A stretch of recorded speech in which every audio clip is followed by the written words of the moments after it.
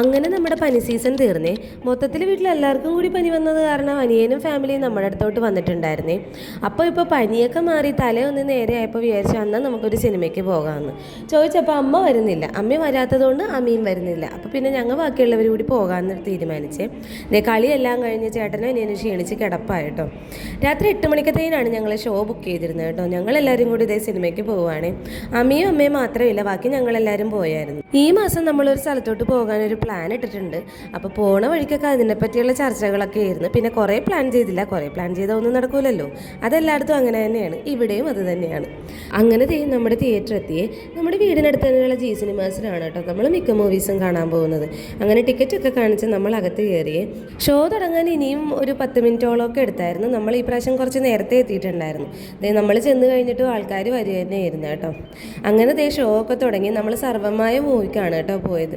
നല്ല പടമായിരുന്നു, ഞങ്ങൾക്ക് എല്ലാവർക്കും ഇഷ്ടമായിരുന്നു. മൂവി കഴിഞ്ഞിട്ട് ചെറിയൊരു റൈഡ് നമ്മൾ പ്ലാൻ ചെയ്തിട്ടുണ്ടായിരുന്നു. പക്ഷേ അമ്മ ഇല്ലാഞ്ഞ കാരണം നമ്മൾ അതൊന്നും ചെയ്തില്ല. നേരെ വീട്ടിൽ പോയി കിടന്നുറങ്ങി. ബാക്കി വിശേഷങ്ങൾ അടുത്ത വീഡിയോ കാണാം. അപ്പോൾ എല്ലാവർക്കും ബൈ.